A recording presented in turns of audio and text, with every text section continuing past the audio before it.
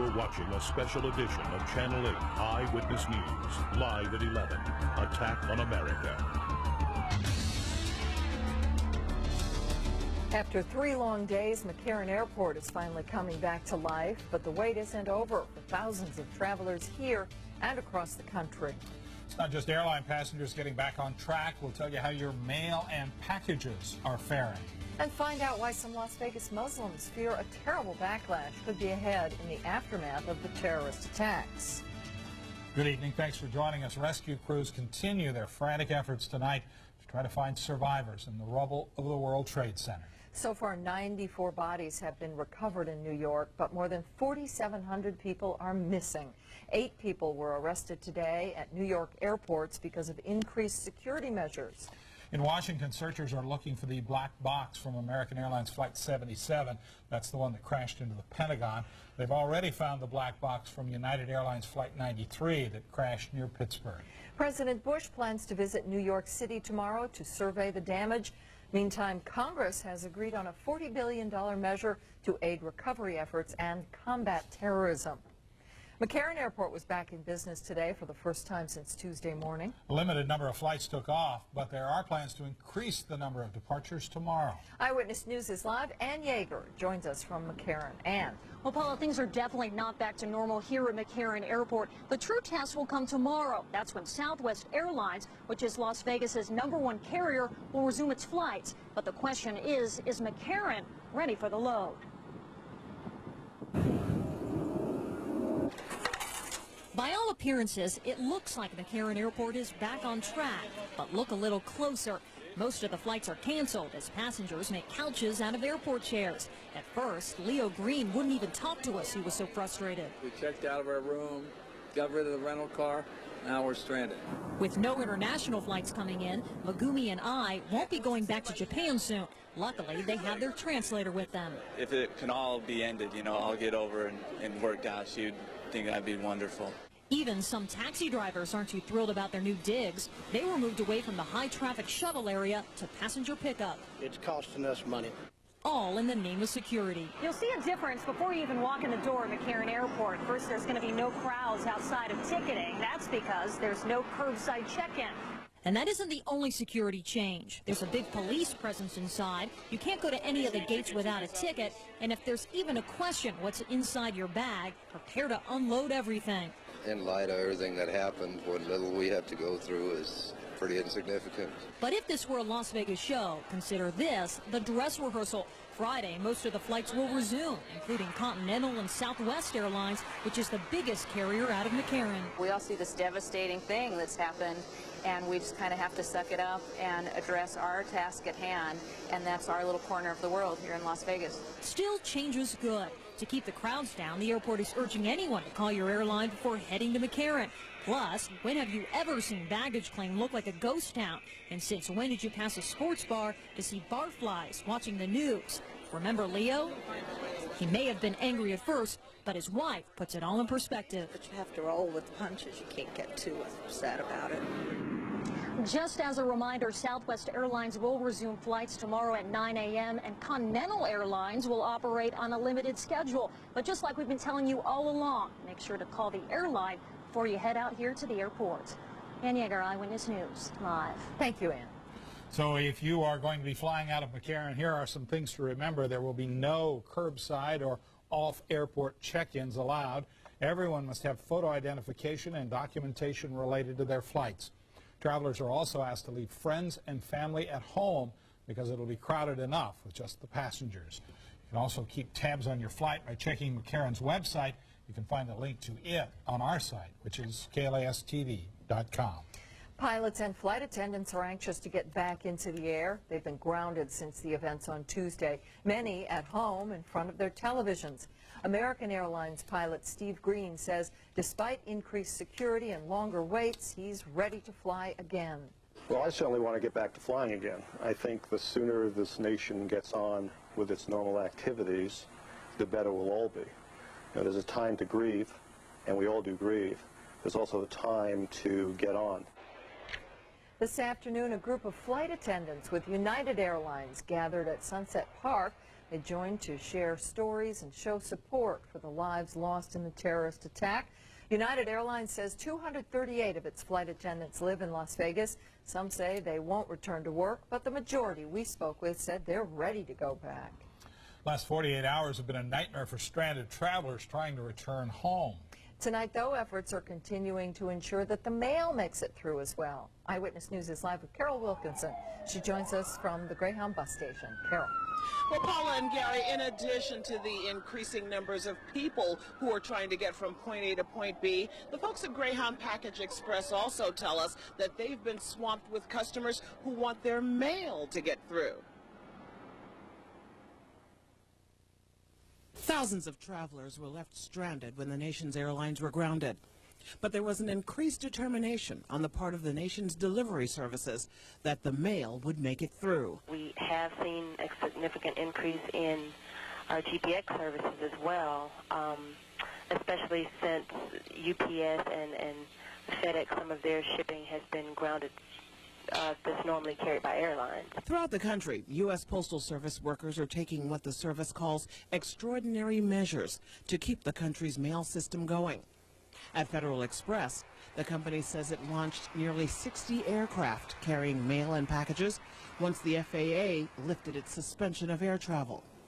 And at UPS, air operations were expected to resume immediately, with nearly all of its backlog of next-day Air Express packages delivered by Friday. Now, the U.S. Postal Service tells us that their post offices are open throughout the country and that mail delivery is going on as normally as you might expect at this critical time in our nation. However, they say that the only exceptions, though, are those portions of New York that were most severely impacted by Tuesday's events. Carol Wilkinson, Eyewitness News, live. Thank you, Carol. You might be seeing some other planes in the sky tonight, military planes. Personnel from several Air Force bases are doing training near Indian Springs. And that is resulting in some reports of black clouds, flares, and what sounds like explosions. Nellis Air Force Base officials stress this is not because of the recent attacks in this country. It is training that has been planned for months in advance. Arab and Muslim Americans in this country say they're already feeling a backlash. In western Washington state, fear of retribution against area Muslims is growing. In Linwood, a mosque was vandalized and splattered with paint. Several other mosques have been threatened. Federal and local law enforcement insists violence directed against those who practice the Muslim faith will not be tolerated. There are also concerns right here in our valley among people of Middle Eastern descent. News One's Dana Drake joins us for that story. Dana. That's right. After several threatening phone calls to local and Arab Muslim communities, some Las Vegans fear violence and retaliation could happen here. To get across that I'm just as American as anybody else, and I feel the same pain and sadness as they do. For many Arab and Muslim Americans, this national crisis has turned into personal attacks from their own neighbors. In Las Vegas, places of Islamic worship and education are receiving dozens of threatening phone calls. Some are in the line of vulgarities. A couple have been in the line of very violent threats of mutilation and so forth. So are Americans turning on some of their own because of their religion or origin? Local Muslim leaders Mustafa Yunus and Maria Katan took the issue to the airwaves with KXNT Radio's Alan Stock. And we are awake, and we are mad as hell. Some radio show callers were angry. Now I'm really pissed off. Some just had questions. Does the Quran justify the killing of infidels? If he's saying that the Quran says you can walk up, call a person an infidel, and kill him, no. And some callers confirmed the fears of many Arab and Muslim Americans. I personally think Arabs in general mostly don't like us, and eventually we might have to extradite Arabs just for being under suspicion. I'm not sure whether he even belongs to the human race. Yunus and Katan said they don't support but do understand the frustrations of those who follow Osama bin Laden. It is people who are frustrated, who are very tired of the type of thing that they have been going through on a day-to-day basis. I've yet to see on a national or local level Islamic leadership condemning this attack on our country. After hours on the air, these Muslim representatives who hoped to break down the misconceptions and ignorance about their people aren't sure they're really being heard. They should understand that our feelings are very similar to theirs, although we worship in a different way. On Monday, an Islamic elementary school opened in Green Valley. The school principal tells me they have also received threatening phone calls. The school has hired security officers to protect its staff and students, and at least one Las Vegas mosque has canceled this Sunday's religious school programs. That's very sad. Thank you, Dana. The stock market will remain closed tomorrow, but a test of its systems is scheduled for Saturday, and trading is expected to resume on Monday. Wall Street plans to make sure all its equipment is in working order, but they say it should be ready to go on Monday. The 4-day shutdown has been the longest since just after the 1929 market crash. The crisis has affected the local economy of Las Vegas, where we depend so heavily on tourists. The good news is, analysts think the current financial strain will be over quickly. And I think it's short term. I think that things will pick up again, and as we head into the new year and into the 2002, you're not going to see a lingering effect from this, unless it turns into some gigantic war, and then that's going to be a different story. Businesses believe things will get back to normal within the next week, but if the economy does slow, there could be cutbacks. Students at Palo Verde High School today remembered the teacher killed in Tuesday's terrorist attack. Students said goodbye to Barbara Edwards today by leaving notes, flowers, and memorabilia in her memory. Edwards died Tuesday when the plane she was traveling on was crashed into the Pentagon. Tomorrow, the rest of the country will share a moment of mourning. President Bush has declared Friday a National Day of Prayer and Remembrance. Prayer services are being held around our city, and UNLV is extending an open invitation for anyone to come to the Alumni Amphitheater at noon to reflect on the events of this week. The MGM Mirage Hotel and Casino today made a $1 million donation to the American Red Cross relief effort. They presented the Red Cross with the check today at their Las Vegas headquarters. MGM executives say they're shocked by the attacks and they wanted to do their part to help. The Southern Nevada Red Cross says it appreciates the donation. Southern Nevada residents are also showing their support for the victims of this week's attacks. Hundreds have already given generously to help those in need, and you can help too. Gary joins us from our Channel 8 phone bank with more on how you can help. Gary? Well, Paul, I don't think we're going to raise $1 million more for the Red Cross, but since we started this at 4 o'clock this afternoon, we've raised about $130,000, and it's come from all sorts of people. Yes, we've had large pledges, thousands of dollars worth of pledges. We've had others like a woman who called her 4-year-old son, Justin. He emptied his piggy bank, and she matched his. He had $32 in his piggy bank, so they pledged $64 to us. All the money goes to the Red Cross. If you would like to help, if you would like to have some measure of feeling that you're doing something to help in the whole healing effort, you can donate. You can call the numbers on the screen, 792-0858 or 735-3291. Our volunteers will be here answering the phone till 11:30 tonight. Then they will pick up tomorrow morning at about 5 o'clock. So if you would like to make a donation, you can call now. We have a number of people who are here, not on the telephone, so pick up the phone. Paul, I'll toss it back to you. That's great, Gary. It is. Well, in other news, Metro is looking for a suspected scam artist tonight. Up next, why police say this man could have taken people for hundreds of thousands of dollars. And a scare for train travelers today after a collision near the Nevada-Utah border.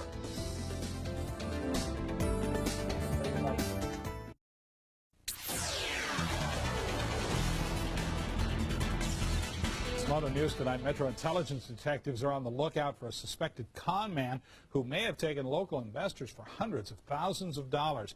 At this point, Jihad Zaghib is wanted only for questioning.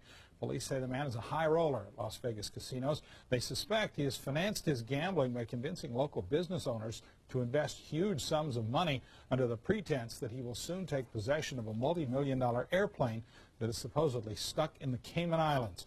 Police say the airplane simply doesn't exist. Anyone with information about Zaghib is asked to call Metro Intelligence, and there's the phone number, 229-3251. Hundreds of passengers afraid to travel by plane got quite a bad experience traveling by train today. It happened this morning when an Amtrak train collided with a freight train in Wendover near the Utah-Nevada border. The Amtrak train caught fire after the collision and derailment. Investigators on the scene say it appears the eastbound Union Pacific freight train was pulling onto a side track to allow the westbound Amtrak train to pass. Fortunately, none of the 263 passengers were seriously injured. The injury is very minimal. We had one pregnant woman that was flighted into Salt Lake City. She's since been released. We had a couple other injuries, just precautionary. One gentleman may have had some heart problems. Many of the passengers were stranded by the airline flight ban and were taking the train home as an alternative. It's believed this was an accident and not foul play. The passengers are continuing on to their final destinations by bus now. Nevada could be one of 8 states chosen to develop a major plan to help the homeless. Governor Kenny today requested that Nevada be selected for the program. States that are chosen will send representatives to 2 forums next year to meet with federal and private policymakers. The forums will focus on eliminating barriers to homeless families with kids and how to deal with people who are chronically homeless. Las Vegas residents are continuing to show their support for the victims of this week's tragedy. Up next, we'll take you live to our phone banks again to show you how you can help make a difference.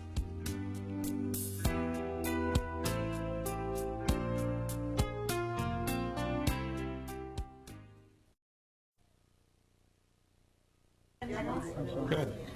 This doesn't work. Welcome back to our phone center where we have been raising funds for the Red Cross to send to help out the victims of the terrorist attacks in Washington, D.C. and in New York City. The money will go wherever the need is greatest. You know, since I was in here 5 minutes ago, we have raised $5,000. Yes. We're at $135,000 now. We started at 4 o'clock this afternoon. People have been calling and making pledges. The money goes to help the relief fund to help. You know, the real need right now is for the firefighters and all of the volunteers in New York City at the site of the World Trade Center and all of their needs that need to be taken care of. People are so generous in southern Nevada and all across America. I certainly hope that the people that perpetrated these attacks get wind of the way that this nation has reacted to this tragedy and this assault on our independence, our freedom, and our economy. Well, people have certainly responded here in Las Vegas. We've had a number of pledges. We've had pledges of $5,000. We've had pledges of 50 cents. You know, people have called and given us $2 or $3 or $10 or $20. You can use any credit card. You can also go to our website, KLASTV.com, and make a pledge, or you can go in and make a donation at any branch of Nevada State Bank tomorrow morning. We'll be back with the rest of Eyewitness News in just a second.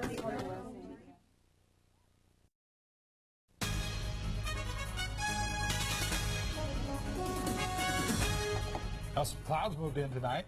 Looked like for a while there was some lightning in the sky. There was, but it was about 70 or 80 miles away as the crow flies. Boy, it looked close. Scared some people. Yeah, it did. Well, with whatever else is going on, you can certainly understand that. But these thunderstorms were a good ways away, but they still illuminated the Las Vegas Valley sky. Take a look at these pictures from our camera on top of the stratosphere, and you can see the glow of the cumulonimbus clouds.